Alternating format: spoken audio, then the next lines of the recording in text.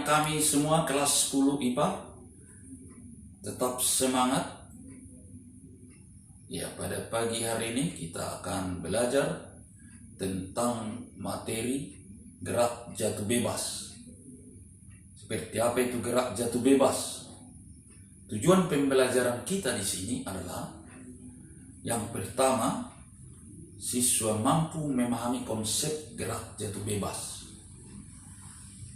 Yang kedua, siswa dapat menentukan kecepatan benda yang bergerak jatuh bebas. Ketiga, siswa mampu menentukan waktu tempuh benda yang bergerak jatuh bebas. Gerak jatuh bebas ini diterapkan dalam kehidupan sehari-hari.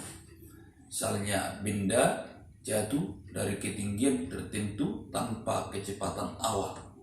Kelapa jatuh dari pohonnya, ya. Benda yang dijatuhkan dari ketinggian tertentu tanpa kecepatan awal.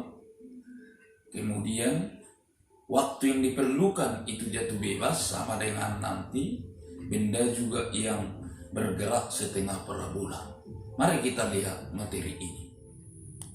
Baiklah kami, kita akan lanjutkan materi kita Fisika kelas 11. Saya bersama Isron Simangunsong tetap setia menemani Anda sekalian mengajar dan mendidik berdiskusi tentang fisika. Kita akan masuk sekarang materi gerak jatuh bebas.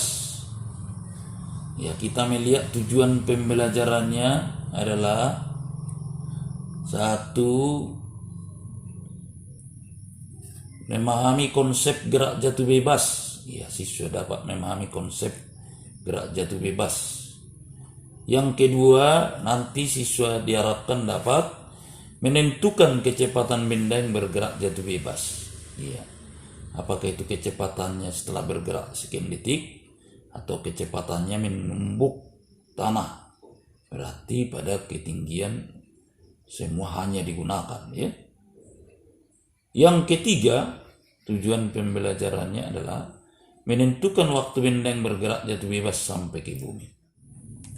Baiklah, kita melihat sekarang video-video yang diambil dari sumber Edumedia tentang benda yang bergerak jatuh bebas. Kita lihat. Jadi di sini dua benda. Iya, satu benda bulat seperti apel dan satu merupakan bulu dari satu unggas, ya, atau ayam. Ini sekarang kita lihat jatuh bebas, di mana di sini ada memiliki tekanan. Kita lihat nih satu, ya, satu ATM, ya. Ini kita lihat jatuh bebas, ya, benda ini jauh lebih cepat dari benda ini. Apakah dua benda kalau jatuhkan sama ketinggian sama sampainya ke bumi? Ya, idealnya seperti itu, tapi karena ini dipengaruhi oleh gesekan sehingga ini bulu lebih lama dan pelampangnya yang berbeda, ya. Seperti kertas dengan kelereng nanti dijatuhkan, itu berbeda. Kalau sama bentuknya, besar dengan kecil sama-sama kelereng, itu akan sama sampainya ke bumi, ya. Itu supaya diperhatikan anak kami sekalian. Ya, sekarang kita melihat gerak jatuh bebas itu kalau dia jatuh dari ketinggian tertentu dengan waktu yang dihasilkan, ya, perbandingan jarak yang ditempuh dengan waktu H, ya, hubungan jarak tempuhnya dengan waktu ke kanan horizontal dan distance adalah jarak tempuh vertikal. Kita melihat sekarang kita jatuhkan bolanya. Iya, jadi grafiknya adalah kita lihat ini setengah parabola. Artinya makin menuju bumi dia makin cepat sekali, ya, jadi tidak linear. Ya, karena dia mengalami percepatan gravitasi bumi. Grafiknya tidak linear, ya. Ya. Baiklah anak kami, kita melihat sekarang dua buah benda di sini. Yang satu akan jatuh bebas kita buat, dan yang satu bergerak setengah parabola. Bagaimana dia sampai ke bumi? Apakah dia sampai waktunya sama ke bumi atau tidak? Mari kita lihat bersama.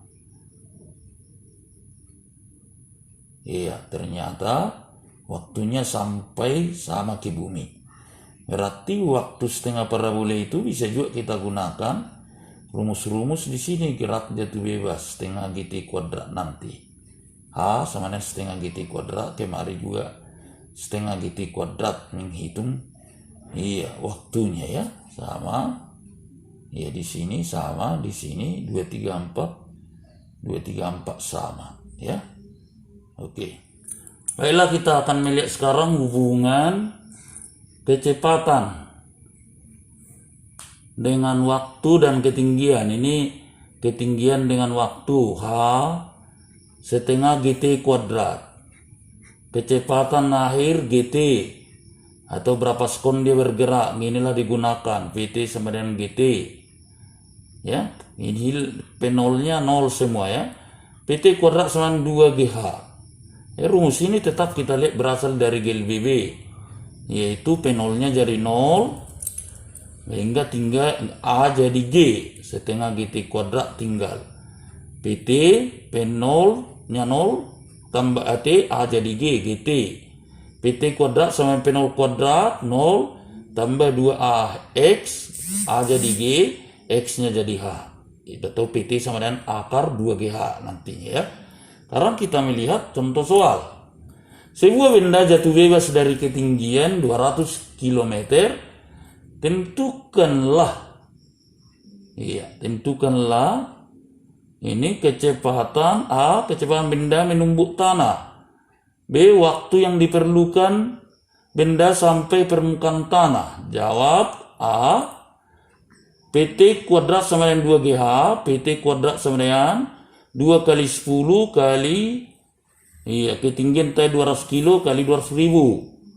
PT sama dengan akar dari 4 juta. PT sama dengan 2000 meter per sekon atau 2 km per sekon. B, H sama dengan setengah GT kuadrat. Dari sini T kuadrat 2H per G.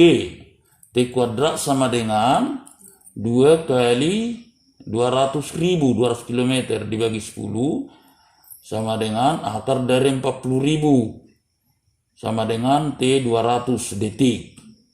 Iya, sekarang kita akan melihat soal.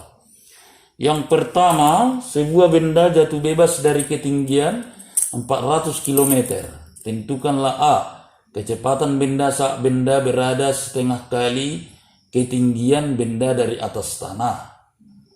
B, waktu yang diperlukan sampai di permukaan tanah. Nomor 2, sebuah bola dilemparkan ke atas dengan kecepatan 40 meter per sekon.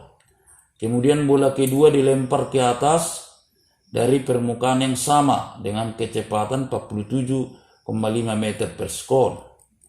Tinggi yang dicapai bola kedua saat bertemu dengan bola pertama adalah, inilah anak-anak kami tugasnya dikumpul nantinya dikirimkan ya.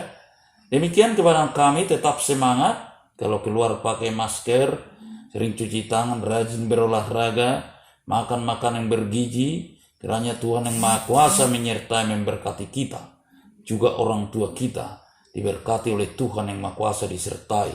Kiranya COVID-19 ini cepat berlalu dari negeri ini, sehingga pembelajaran daring bisa bertuah kembali menjadi tatap muka. Demikian, selamat pagi.